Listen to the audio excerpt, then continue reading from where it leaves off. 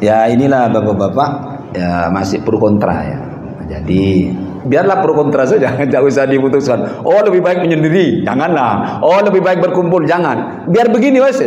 Ada yang silakan mau menyelamatkan akidahnya, kan tidak tahu. Ya, itu kan tergantung dirinya dan lingkungannya. Maka memang perintahnya ya kita adalah menurut teori sosial, kita itu makhluk sosial yang berkebutuhan kepada orang lain dalam memenuhi kebutuhan. Tadi aspek-aspek yang ketika akidah itu sudah membutuhkan penyelamatan, keimanan membutuhkan penyelamatan, bisa saja. Ini kan tidak umum, Pak. Tidak apakah masih ada apa sesuai dengan sekarang? Maka lihat saya katakan, lihat kondisinya.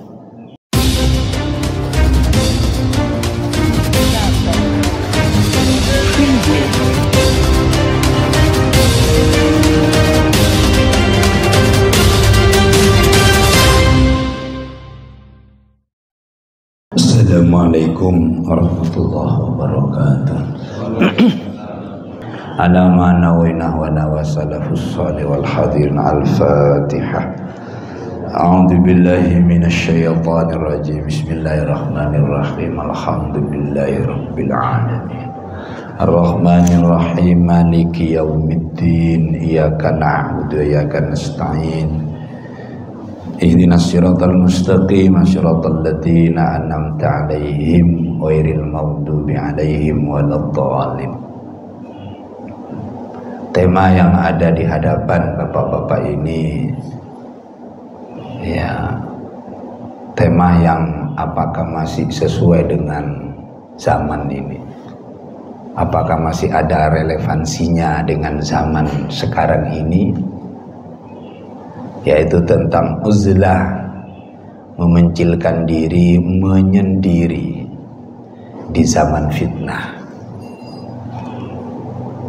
Rasulullah Shallallahu Alaihi Wasallam di dalam kitab yang dinukil oleh Imam Ghazali ini, yang merupakan kajian rutin, menggambarkan tentang zaman. Dalam sebuah hadis yang berasal dari Abdullah bin Amr bin As berikut ini. Suatu ketika Abdullah bin Amr bin As ini berada di tengah sekeliling Rasul. Di bentuk halaqah Rasulullah berada di tengah-tengah para sahabat. Idzakara al-fitnah. Tiba-tiba Rasulullah itu membahas tentang fitnah. Tentang fitnah. Fitnah fi kalamil Arab itu beda dengan fitnah selain kalam Arab. Fitnah yang dimaksud di sini adalah kerusakan zaman. Bisa kesyirikan, bisa permusuhan, bisa pertikaian, bisa kemaksiatan, bisa macam-macam. Yang orientasinya fitnah itu kepada sesuatu yang negatif, keburukan, kerusakan, kesyirikan. Itu zaman fitnah. Jadi zamanun fitnah. Di Indonesia kan lain. Kalau fitnah dengan arti di Indonesia kan apa? Membicarakan sesuatu yang tidak sesuai dengan fakta. Fitnah, memfitnah, tidak sesuai dengan kenyataan, tapi orang itu difitnah. Tapi dalam konteks fitnah, kajian pada subuh kali ini adalah fitnah bermakna kerusakan, kemaksiatan, pertikaian, kesyirikan, permusuhan, dan lain sebagainya. Lalu Rasulullah Sallallahu Alaihi Wasallam bersabda, faqala idza ra'aitumun nasa marajat uhuduhum wa khaffat amanatuhum wa kanu hakada wa shabbaka baina asabihi qultu ma asnau inda dzalika ja'alani Allahu fida'aka qala ilzam baitaka Wa amlik 'alaika lisanaka wa khudh ma ta'rif wa da' ma tunkir wa 'alaika bi amril khassah wa da'anka amrul 'amma. Ini gambaran tentang fitnah yang digambarkan oleh Rasulullah. Kata Rasulullah, idza ra'aitumun nasa, apabila kalian melihat manusia marajat uhuduhum, telah merusak janjinya. Jadi janji sudah tidak bernilai. Sering berjanji tetapi ya tidak ditepati. Dan ini berat. Ada hadis Rasulullah, ayatul munafik salasa. Tanda-tanda orang munafik itu 3. Saya masih husnudzon, jenengan tidak akan menjadi orang munafik. Tetapi hati-hati ciri-cirinya. Takut kita lakukan. Apa ciri-cirinya? Idza haddatsa kadzabah. Kata Rasulullah, kalau dia berbicara, dia dusta. Dia dusta. Tidak sesuai dengan kenyataan, tidak sesuai dengan endingnya. Manis memang, tapi tidak berbobot atau ya dusta. Wa idza wa'ada akhlafa. Jika berjanji akhlafa, dia mengingkari janjinya itu. Kalau bahasa ini Rasulullah mengatakan marajat uhuduhum. Jadi enteng terhadap janji itu, mereka sudah enteng. Dan ini yang ketiga, wa idza tumina khona. Jika diberi amanat itu khianat. Ini ciri-ciri orang munafik. Ada enggak di zaman sekarang ini sudah? Oh sudah, bisa kita lihat sendiri. Sudah lihat sendiri. Ini 15 abad Rasulullah bersabda, masih ada relevansinya dengan kondisi sekarang. Dan itu Rasulullah, apa yang dikatakan Rasulullah adalah dari wahyu, tidak dari perkataannya nafsunya sendiri. Kemudian wa khaffat amanatuhum, dan mereka sudah meremehkan amanah. Jadi amanah itu dijual belikan. Amanah sudah tidak dianggap sesuatu yang sakral, yang itu datang dari masyarakat yang memberikan kepercayaan. Diamanai orang, tapi dia meremehkan. Dan ini yang paling berat. Wa kanu hakada. Dan mereka itu, kata Rasulullah, hakada. Ini bahasa kinayah. Dalam bahasa Arab, hakada itu bahasa kinayah sesuai dengan konteks zamannya. Tapi Rasulullah mengatakan wa kanu hakada, ini begini, Pak. Amin. Rasulullah di sini adalah syabbaka baina asabi, menjalinkan ini gini. Jadi begini. Wa kanu hakada, kata Rasulullah, mereka sesama orang muslim sudah begini. Apa maksudnya ini? Bertikai, bermusuhan dengan sesama muslim. Ini kata Rasulullah. Ada enggak sekarang? Wes banyak. Banyak. Bukan orang bodoh, tapi orang alim. Saling menyalahkan, bertikai, saling mengklaim pendapatnya saya yang paling benar, yang lain salah. Itu kata Rasulullah. Sahabat mengatakan, Abdullah bin Amr bin As mengatakan, "Qultu ya Rasulullah, ma asna'u inda dzalika ja'alani Allah fida'aka." Apa yang bisa kami lakukan Rasulullah ketika itu, dan mudah-mudahan Allah menjadikan fida'aka, tebusan bagimu. Mudah-mudahan Allah menjadikan aku ini sebagai tebusan bagimu. Ma asna'u inda dzalika. Gambaran-gambaran yang disampaikan oleh Rasulullah, sahabat bertanya, lalu apa yang bisa saya lakukan di waktu itu? Dalam riwayat Rasulullah mengatakan, mudah-mudahan panjang umur. Mudah-mudahan panjang umur. Mudah-mudahan panjang umur, kata Rasulullah. Yang pertama adalah ilzam baitaka. Tetaplah kamu di rumah. Jadi suruh banyak di rumah. Kalau keluar mesti ya Ya, kalau keluar sudah, jangankan ke jalan raya, Pak. Di depan kita udah sulit pada waktu itu ya. Jadi Rasulullah membayangkan tetaplah di rumah. Karena rumah itu kan tempat ketenangan, rumah itu tempat rahasia, rumah itu tempat berkumpul. Artinya jaga keluarga ini. Karena kata Al-Quran, ku anfusakum wa ahlikum nar. Jaga ini, zaman fitnah ini. Zaman fitnah. Wa amlik alaika lisanaka. Amlik ini tahan, kendalikan lisanmu, lidah. Gak usah berkomentar, gak usah berkomentar. Kalau tidak tahu, diam, pasif sepasif-pasifnya. Bahkan Imam Ghazali tidur. Tidur itu kan tidak bermaksiat, Pak ya. Tapi tidur itu di sisinya ada HP. Beda lagi ya. Dulu di zaman Rasulullah kan ada HP. Rasulullah mengatakan diam di rumah itu kan bukan berarti Rasulullah itu tidak ada apa ya. Ya memang kondisinya beda. Dulu gak ada teknologi yang di depan kita. Wah itu bisa tiduran tiktokan dia sih. Sehingga macam-macam ini. Orang yang tidak punya agama bisa saja nonton film-film yang tidak disyariatkan oleh Allah Subhanahu wa taala. Ini zaman sekarang. Jadi tidak usah banyak komentar, Pak. Tidak usah banyak komentar. Kalian lihat di media sekarang itu. Tidak usah komentar. Kata Rasulullah, "Wis amlik angka lisanaka, jaga lidahmu." Wis enggak usah ikut enggak usah ikut salah nanti. Subhanallah. Ini analisis Rasulullah sallallahu alaihi wasallam. Wa khudh ma ta'rif wa da' ma tunkir. Kata Rasulullah, ambillah apa yang engkau tahu.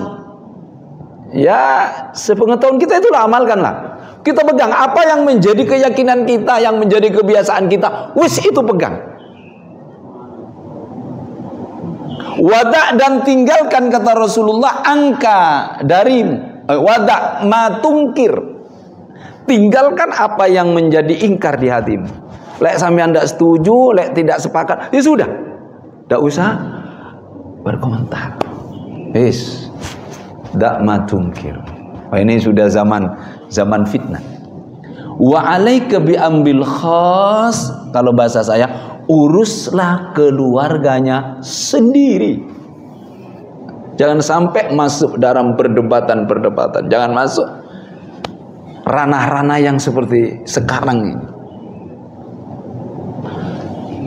Wada angka amrul amma, tinggalkan urusan-urusan yang bersifat umum. Ya, kalau tidak bersentuhan dengan kebaikan keluarga kita, bahkan mengganggu kebaikan keluarga kita, sudah tinggalkan. Ini kata Rasulullah sallallahu alaihi wasallam dalam gambaran suatu riwayat.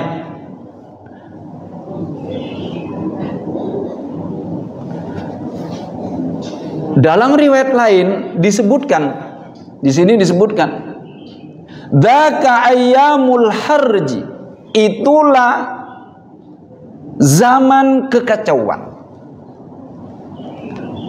Kila dikatakan, artinya ada sahabat yang bertanya, wa ma ayyamul harj Rasulullah, apa kekacauan itu, apa? Apa yang dimaksud dengan kekacauan itu? Beliau menjawab, ini penting ini Pak, penting sekali. Saya bacakan teksnya. Qala hina la ya'manur rajulu jalisahu. Ketika seseorang ini sudah tidak merasa nyaman, tidak merasa aman, jalisahu, dengan temannya sendiri. Ya Allah, subhanallah. Dengan teman duduknya sendiri sudah tidak ada rasa aman, Pak. A'udzubillah min dzalik. Koncoe dewi. Sudah dia sering suudon wis. Karena zamannya sudah begitu. Dengan kelompoknya dewi tukaran. Dengan satu partai, maaf kalau sekarang saya katakan partai, itu sudah tidak akur. Ini bahasa Rasulullah, hina la ya'manur rajulu jalisahu, di saat seseorang sudah tidak merasa nyaman. Sampean kan sih nyaman Pak nggih? dengan nyaman kan deh. Bahkan saya baca di dalam kitab Sifatus Sofa, itu karakteristik orang-orang yang hatinya bersih. Disebutkan seorang ulama besar yang hidup di abad kedua Hijriah, Abdullah bin Mubarak. Dia seorang ahli fikih, orang ahli hadis, dia warok, dia kaya. Pokoknya semua potensi ada di ulama ini. Abdullah bin Mubarak. Kunianya Abdurrahman. Abdullah bin Abdurrahman. Suatu ketika dia ditanya oleh temannya, ya teman sendiri, ketika ya seperti ini. Ya Abdurrahman, idza shallaita lima lam tajlis ma'ak. Ketika engkau selesai sholat, selesai berjamaah, ya, kenapa engkau tidak pernah duduk-duduk dengan saya? Ya, tidak duduk dengan saya. Kata Abdullah bin Mubarak, enggak, saya itu datang ke sahabat menulis hadis. Datang kepada sahabat saya menulis hadis. Terus dia mengatakan, loh kenapa kok enggak pernah ngomong sama saya? Kata Abdullah bin Abbas, ma asna'u ma'akum, saya tidak pernah berhubungan dengan jenengan ini. Antum taghtabunan nas, karena jenengan kelompoknya sudah sering membicarakan aib-aib yang lain. Ini di masjid, Pak. Tidak steril juga. Habis pengajian ngomongi konco, habis pengajian ngomongi orang lah, sampai begini. Jadi masjid tidak menjadi suatu kondisi untuk bagaimana menguatkan akidah, bagaimana melahirkan kedamaian. Justru masjid menjadi pertikaian. Naudzubillah. Dan itu sudah dikatakan oleh Abdullah bin Mubarak, seorang ulama yang hidup di abad kedua Hijrah, yang semasa dengan Imam Malik. Bahkan Imam Malik merupakan gurunya. Jadi ada kelompok-kelompok, berarti kan tidak aman sudah. Nanti akan ini diulas dengan Imam Ghazali. Jadi kelompok-kelompok pengajian sudah rotok dah aman. Mari ngaji gendaan. Oh no, saya dikirim ya, itu fenomena lah, fenomena yang ada, Kalau di sini enggak kan, alhamdulillah ya. Di masjid tidak pernah bicara orang lain lah, tidak ghibah, karena masjid ini sesuatu yang, atau di rumah steril dengan ngomong orang. Oh itu sulit, Pak. Kadang-kadang suami istri itu mau tidur sih ngomongnya tonggoy. Naudzubillah min dzalik. Itu sudah zaman fitnah. Sampai di sini angka amrul amma, tinggalkan urusan-urusan yang umum. Sampai begitu karena sudah zaman fitnah. Abdullah bin Mas'ud menyebut hadis lain dari Al-Haris bin Umairah. Nah, ini hadis yang lainnya. Karena kajian kita ini kajian secara rutin, mudah-mudahan ditakdirkan Allah sampai hatam. Wa dzakara Ibnu Mas'ud fi khabarin akhar lil Haris bin Amira annahu qala, kata Rasulullah, in yudfa an umrika, jika engkau diberi umur panjang, ini di hadapan para sahabat, fasayati alaika zamanun, maka akan datang, ini pakai fasayati, sin itu huruf tanfis, nanti akan datang, tidak mengatakan sayati, tidak, fasayati ada sinnya. Di dalam Al-Quran ada sayaqulus sufaha'u, pakai sin, sayaqulus sufaha'u. Nah di sini juga pakai sin. Fasayati alaika zamanun, akan datang kepadamu suatu zaman, suatu masa. Ini sampean nanti analisis sendiri. Yang pertama, kathirun khutoba'uhu, orang ahli ceramah pidato wake enggak saya ini enggak ngerasani Ustadz Gufron ya. Ya Allah, sampai lihat perkembangan di YouTube itu. Ya Allah, wake wong ceramah, bikin konten wake, tapi kontennya tidak tidak masalah. Kata Rasulullah, katsirun khutobauhu, ahli pidato, retorikanya enak lek ngomong, wake saiki. Ini Rasulullah yang mengatakan begitu. Tapi qalilun ulama'uhu, sedikit yang betul-betul alim. Sampeyan teteni di sudah. Dulu saya masih ingat itu jarang orang pidato. Ya saya kalau pidato itu 1, 2, tapi mantep bisa diingat sampai sekarang. Kalau tidak betul-betul berbicara, dia mau ceramah itu dia wirid dulu, sholat tahajud dulu, mintakan kepada Allah, ya Allah, jamaah saya ya Allah di masjid ukhuwah ya Allah, berikan hidayah. Ada enggak saya kira? Kalau memang sudah tidak ada, berarti zaman ini sudah ulama-ulama itu beda. Maaf saya, dengan ahli pidato. Pidato itu bisa dipelajari. Bisa dipelajari. Bakat-bakatan. Bakat-bakat hanya modal terjemah iso pidato. Karena bakat-bakat, tapi ulama enggak bakat-bakatan. Memang dibentuk dari awal, dari kecil dibentuk sampai menjadi orang-orang yang betul alim. Tapi nggak apa-apa dalam rangka dakwah ya, nggak harus nggak harus 100%. Kata kaidah itu, ma la yutraku kullu lam yutrak kullu. Sesuatu yang tidak bisa dicapai 100%, jangan ditinggalkan semua. Sak mampu. Balighu ani walau sampaikan kepada orang walaupun 1 tapi idealnya memang harus betul-betul punya potensi untuk menyampaikan kebenaran. Katsirun su'aluhu, banyak orang yang meminta-minta, kata Rasulullah. Banyak orang yang meminta-minta, namun sedikit yang memberi. Proposal itu wah, seperti masjid saya sering gitu dengan proposal, tapi sedikit singkai. Ya itu meminta-minta. Kata Rasulullah sallallahu alaihi wasallam, qalilun mu'tuhu, sedikit yang memberi. Dan ini yang terpenting, al hawa fihi qaidul ilmi. Hawa nafsu sudah menjadi pemimpin ilmu. Jadi setirnya itu hawa nafsu, bukan ilmu yang menuntun hawa nafsu, tapi hawa nafsu sudah mencekram ilmu. Banyak Pak, banyak. Bukan ilmu yang menguasai hawa nafsu, tetapi hawa nafsunya yang menguasai ilmu. Analisis seperti ini saya sudah ada, Pak. Sudah ada di hadapan kita, kata Rasulullah sallallahu alaihi wasallam. Al-hawa fi qaidul ilmi, hawa nafsu di zaman itu sudah menjadi qaid, pemimpin, menjadi panglimanya ilmu. Qala, berkata sahabat, wa ma tadzalik ya Rasulullah, kapan itu akan terjadi? Kapan kata terjadi?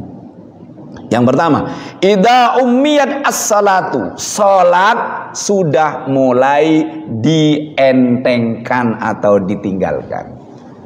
Naudzubillah min dzalik. Anak-anak Pak ya, saya titip anak-anak sholat. Anak-anak sudah sulit sekarang diajak sholat.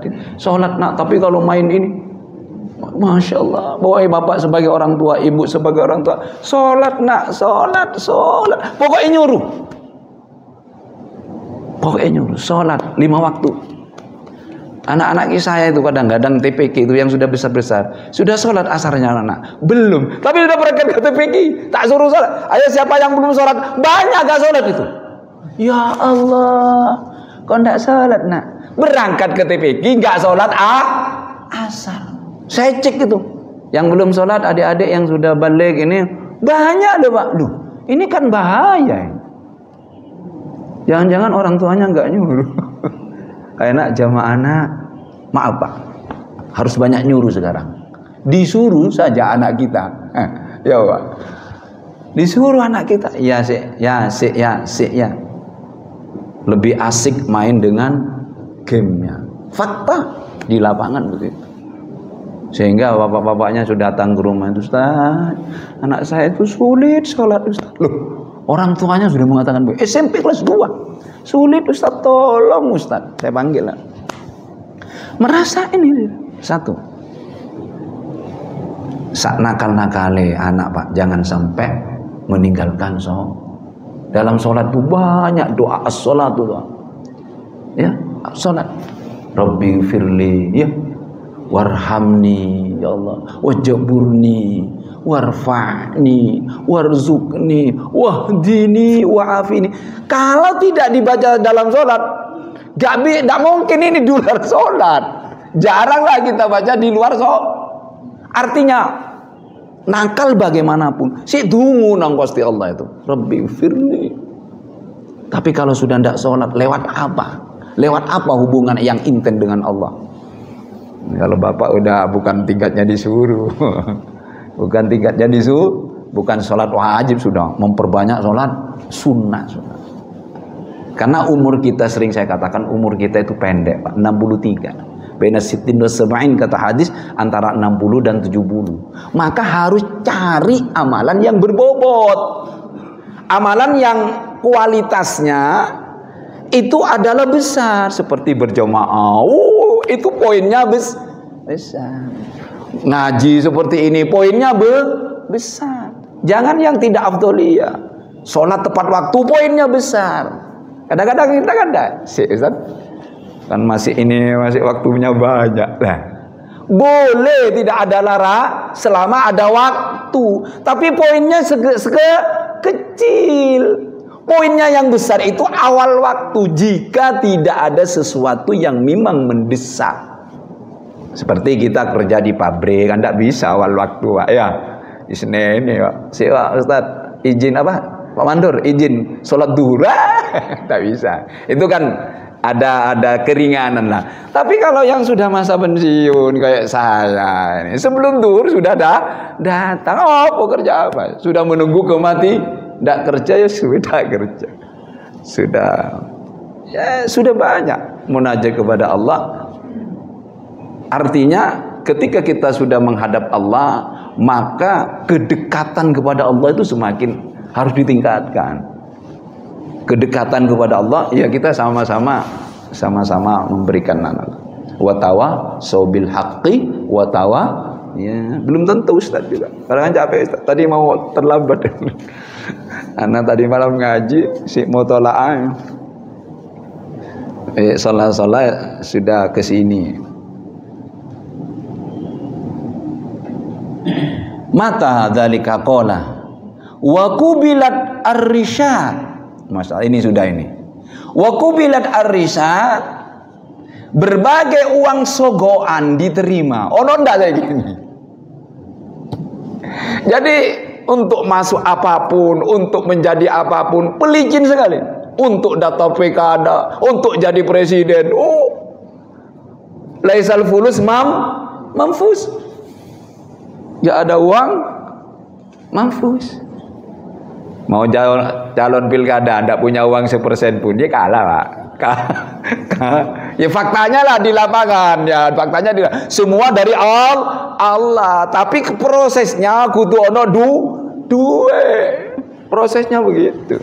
Nah ini kata Rasulullah, wa kubilat ar-risyad, uang sogok sudah banyak diterima. Nah, banyak orang-orang soleh yang ketangkap, orang-orang soleh. Bismillahirrahmanirrahim.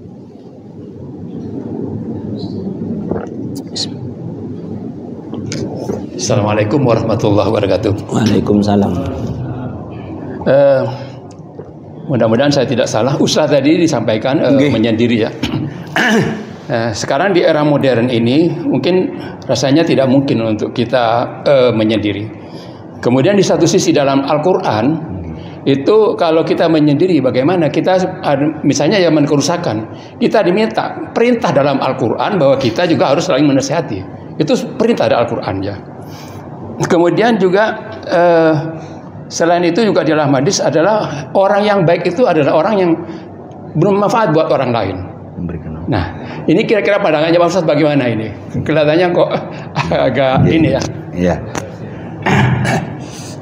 Ya inilah bapak-bapak ya masih pro kontra ya. Jadi biarlah pro kontra saja, jangan usah diputuskan. Oh lebih baik menyendiri, janganlah. Oh lebih baik berkumpul, jangan. Biar begini wes. Ada yang silakan mau menyelamatkan akidahnya, kan tidak tahu. Ya itu kan tergantung dirinya dan lingkungannya. Maka memang perintahnya ya kita adalah menurut teori sosial, kita itu makhluk sosial yang berkebutuhan kepada orang lain dalam memenuhi kebutuhan. Tadi aspek-aspek yang ketika akidah itu sudah membutuhkan penyelamatan, keimanan membutuhkan penyelamatan, bisa saja. Kata Rasulullah selanjutnya, wa yuba'u ad-din bi aradin yasir. Agama sudah dijual dengan tujuan yang sangat enteng atau dengan harga yang sangat murah. Agama dijual, ditol. Kepentingan agama. Dalilnya dalilnya hadis, tetapi digunakan sesuatu yang tidak semestinya. Naudzubillah min dzalik. Minad dunya, apa kata Rasulullah? Fannaja'a waihak thumman naja'a, fannaja'a waihak thumman naja'a. Hati-hati, selamatkan dirimu, celaka kamu. Itu kata Rasulullah sallallahu alaihi wasallam. Ini gambaran sehingga nanti itu ini zaman diambang kerusakan. Jadi zaman ini kata Imam Ghazali diambang kerusakan. Wa'lam anna az-zamana qad asbaha fi fasadin 'azim. Ketahuilah bahwa zaman telah mengalami kerusakan parah. Nanti akan memunculkan metode uzlah. Dengan zaman yang semakin itu muncul metode uzlah. Walaupun nanti ya kita amati, dianalisis bersama karena pro kontra. Kenapa harus uzlah? Kenapa tidak kumpul aja dengan ini? Kenapa Ustadz harus ke gunung, harus ke gua, memisahkan diri karena menjaga akidah dan keimanan? Ini faktanya terjadi. Dalam analisis Imam Ghazali, bahwa zaman telah mengalami kerusakan parah dan manusia telah menjadi ancaman yang sangat besar. Mereka itu menyibukkanmu dari ibadah kepada Allah Ta'ala, sehingga hampir saja engkau tidak memperoleh apa-apa. Mereka juga merusak apa yang telah engkau hasilkan, sehingga hampir tidak ada yang selamat untukmu darinya. Dan Allah Zat yang maha menjaga dan anugerah, dengan anugerah dan rahmatnya. Mudah-mudahan kita tetap dijaga. Kata guru saya, di akhir zaman itu harus banyak baca la haula wala quwata illa billah, la haula wala quwata illa billah, la haula wala quwata illa billah. Tidak ada daya dan upaya kecuali pertolongan Allah dari mana? Bermacam-macam cara. Maka wajarlah bagimu untuk melakukan uzlah. Sehingga di sini ada tawaran dari konsepnya Imam Ghazali. Falazimat ka'al uzla wa tafarrud anin nas. Maka diwajibkan kepada kamu, diharuskan al-uzla, apa memisahkan diri, wa tafarrud anin nas, dan menyepi atau menyingkir dari manusia. Wal isti'adha billah, dan minta perlindungan kepada Allah min syarri hadzal zaman, dari jeleknya zaman wa ahli, dan keluarga, artinya pelaku zaman itu. Wallahu ta'ala al-hafidh bi fadli wa rahmati. Allah dan yang menjaga dengan keutamaan dan rahmatnya Allah.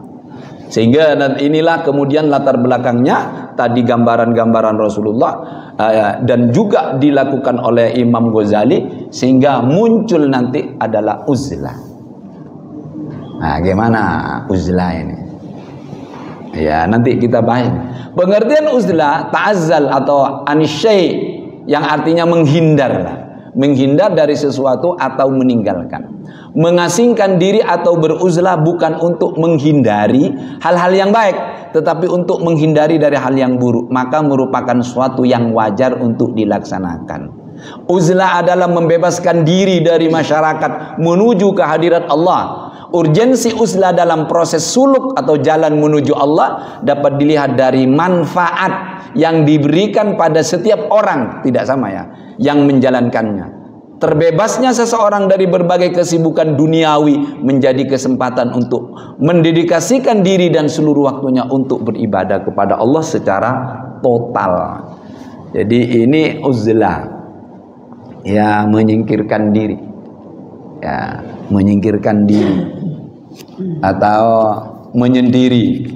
Ya menyendiri bisa di rumah, bisa di gunung-gunung, dan bisa di tempat-tempat, di gua-gua. Karena nanti ini ada di Al-Quran secara tekstual, secara tegas tidak membicara tentang uzlah, tetapi ada tafsir-tafsir isyarat dari para ulama seperti uzlahnya Ashabul Kahfi.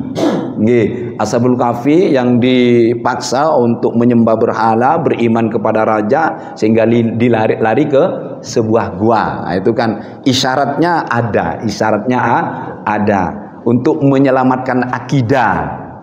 Ya, untuk menyelamatkan akidah. Apakah konteks sekarang itu sudah bisa kita laksanakan? Nanti kita lihat kondisinya ya. Uzlah terbagi pada dua kelompok. Jadi memisahkan diri itu tawarannya ada dua kelompok, ada dua faksi lah ya. Ya, ada dua faksi.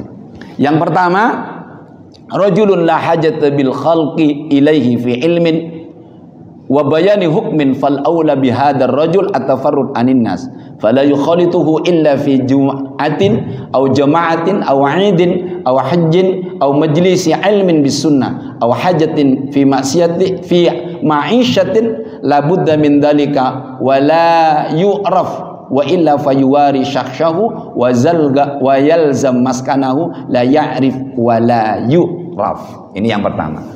Orang yang kurang memiliki ilmu, ya orang-orang kebanyakan lah. Karena ini tidak dituntut untuk secara spesifik untuk berdakwah. Jadi, orang yang kurang memiliki ilmu agama dan hikmah, bagi orang semacam ini yang lebih utama mengasingkan diri. Maaf ya, zamannya seperti apa kita nanti. Dari manusia lainnya, kecuali pada waktu sholat Jumat, sholat berjamaah, sholat Id, berhaji, atau datang ke majelis ilmu, juga untuk keperluan mencari nafkah yang tidak bisa ditinggalkan. Nah, ini. Jadi ini model pertama. Model pertama itu ya bagi kebanyakan orang yang tidak dituntut oleh masyarakat untuk menyebarkan dakwah lah. Yaitu ya wis wayai salat ya. Wayai berjamaah, jamaah. Wayai ke pasar, wayai bisnis, wayai di warung. Tetapi jangan sampai melebar. Dia harus sudah bertemu itu hanya waktu-waktu itu saja. Jadi kalau sudah mau sholat berjamaah kan bertemu ya. Kadang-kadang maaf kata tadi Imam Ibnu Farad tidak aman juga ke masjid. Si ngomong no, atau ada cobaan atau wasiat ada maksiat mau berangkat ke masjid, kok di situ banyak hal-hal yang mengganggu dirinya umpamanya. Maka di sini kelompok yang pertama itu yang ula itu adalah beruzlah. Artinya dia bertemunya kepada masyarakat hanya di waktu-waktu fardu. Setelah itu di rumah lah, mendekam di rumah. Nanti kembali ke masjid. Setelah itu di rumah atau tempat-tempat yang memungkinkan untuk berpikir dan mengambil ibrah. Tetap ke masjid, tapi tidak banyak bergaul dengan manusia karena kondisinya zamannya sudah rusak, maksiat di mana-mana dan lain sebagainya. Lebih aman setelah berdagang, setelah ke masjid wis di rumah. Ini tipe yang pertama. Ya, silakan ini kita analisis ya. Yang kedua kata Imam Ghazali, wa amar rajul tsani, adapun kelompok yang kedua, farajulun yakunu qudwatan fil ilmi. Jadi orang yang punya ilmu ya, ia dibutuhkan oleh manusia. Ya iso ngaji, iso nuturi tonggoe ya, untuk mengajarkan urusan agama, menjelaskan kebenaran atau menolak ahli bid'ah atau untuk berdakwah untuk kebaikan dengan perbuatan maupun perkataan dan semacamnya. Maka orang seperti ini tidak ada jalan untuk beruzlah dari manusia lainnya. Ia harus berada di tengah-tengah umat sebagai pemberi nasihat, menjadi pembela agama Allah dan menjelaskan hukumnya. Berarti ada dua ya. Ustaz, tapi faktanya di lapangan dulu banyak Pak. Ya ahli hati yang ingin menyelamatkan dirinya nanti akan ditenangkan oleh Imam Ghazali. Bahkan ada orang-orang kiai, orang-orang syekh yang punya ilmu ini sampai tidak mau ke masjid. Karena dianggap menurut hati mereka lebih berbahaya kata. Dari pahalanya daripada tidak berimbang. Sampai begitu ya. Ini dipahami betul Pak ya. Pahami tentang uzlah. Jangan uzlah itu tujuannya yang lain. Karena ini menjaga hati, menjaga akidah, menjaga keimanan, menjaga kebiasaan-kebiasaan agar tidak hilang. Apakah di Sekardangan itu sudah seperti ini? Ya kita lihat konteks zamannya, konteks di mana kita bertempat tinggal. Maka tawaran Imam Ghazali di sini, kalau bagi orang yang punya tanggung jawab, ustadz ya harus ngajar ya, diusahakan tidak uzlah ya. Ini masih 2 ya.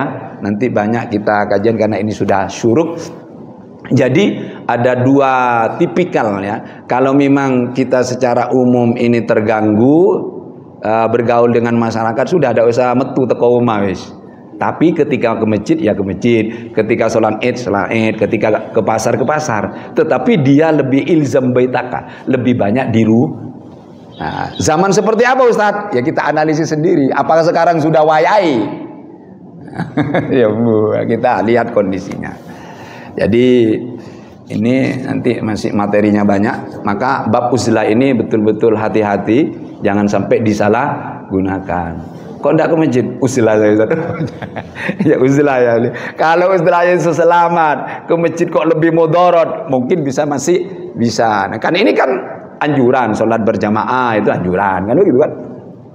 Sholat Jumat itu wajib kalau Imam sampai ini kan 40 ya, ada yang 12. Tapi kalau ada di hutan ya, sopo katanya diajak sholat jamaah kan? Nah itu nanti ada sampai orang itu lari-lari ke hutan karena ingin menyelamatkan akidah yang diisyaratkan di dalam Al-Quran, di dalam surat Al-Kahfi ada beberapa pemuda atau 7 pemuda yang di situ Allah memberikan isyarat adalah kekuatan iman dan akidah sehingga dia lari dari kehidupan masyarakat dalam rangka menyelamatkan akidah, menyelamatkan keimanan, menyelamatkan ajaran-ajaran Allah. Apakah sekarang masih bisa atau tidak? Ya kita analisis bersama. Ini yang bisa saya sampaikan. Mungkin kita ada pertanyaan. Nanti, monggo, materinya masih banyak. Monggo, Bah. Ini kan tidak umum, Pak.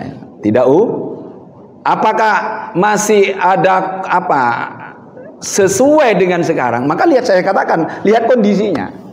Kondisi akidah masyarakat.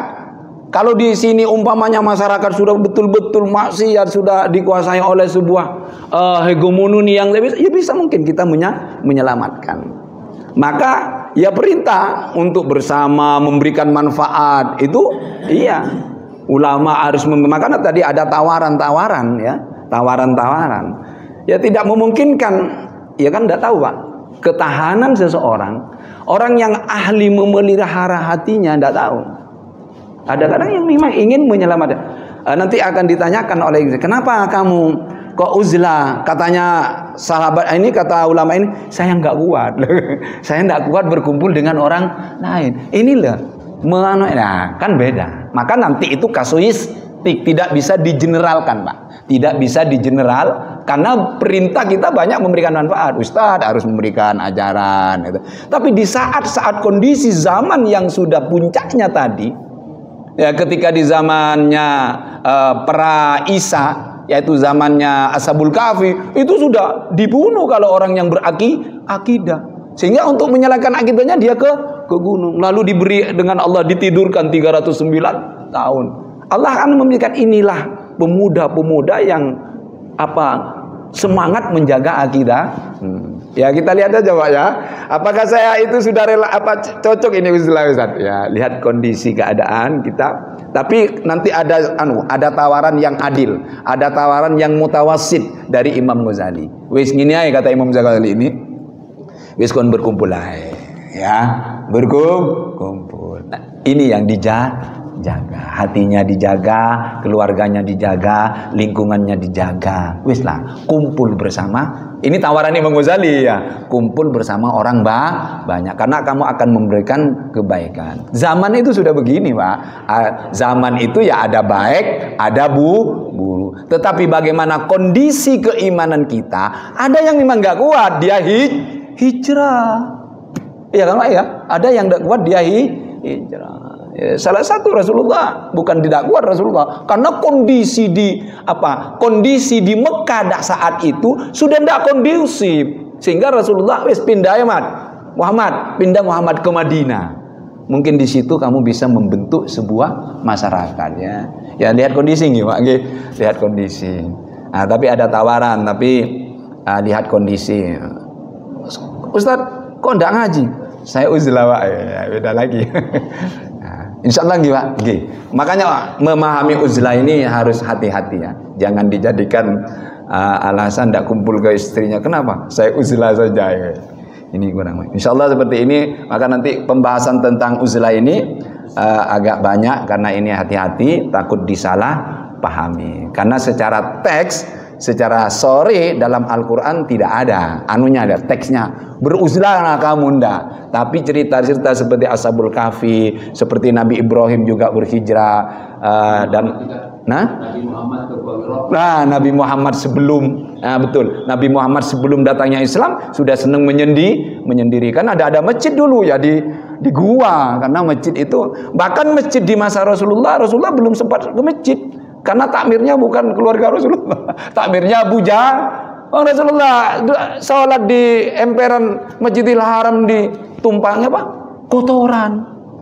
Belum. Makanya kata ulama, masjid pada waktu itu bukan fisik, tetapi semua bumi Allah itu adalah tempat masjid. Di mana saja. Sambian sholat di luar sah. Tidak pakai alas sah. Tanah Allah itu tidak najis. Pakai sandal silakan asalkan sandalnya suci. Jadi semua bumi Allah itu suci. Bahkan mengatakan kullur ardi masjid. Semua itu menjadi bukan masjid dalam bentuk ini ya, tempat sujud. Jadi dulu tidak harus masjid Pak. Karena ketika Rasulullah itu di Mekah belum punya masjid, baru di Madinah membangun masjid. Jadi masjid dipahami saat itu bukan bentuk bangunan, tetapi di mana saja kita bisa orang yang ahli hati Pak. Walaupun jauh dari masjid tidak jadi masalah. Karena apa? Dia yakin semua bisa untuk bersujud. Tapi kalau sudah ada masjid seperti ini ya kita memakmurkan masjid adalah pahalanya sangat besar. Mudah-mudahan kita diberikan berkah oleh Allah Subhanahu wa taala.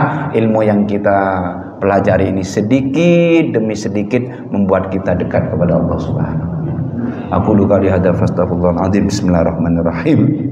Hamdan yuafi ni'amahu wa yukafi mazida. Ya Rabbana lakal hamdu kama yanbaghi li jalali wajhika wa 'azimi sultan. Ya Allah, Allahumma yassir lana wa la tu'assir alaina wardina warḍu 'anna wa taqabbal minna wa adkhilnal jannata bisalamin aminin bi rahmatika ya arhamar rahimin. Subhana rabbika rabbil izzati amma yasifun wa salamun alal mursalin walhamdulillahi rabbil alamin. Demikian kajian ini, ada salah dan keliru saya minta maaf. Subhanakallahumma wa bihamdika asyhadu an la ilaha illa anta astaghfiruka wa atubu ilaik. Wassalamualaikum warahmatullahi wabarakatuh.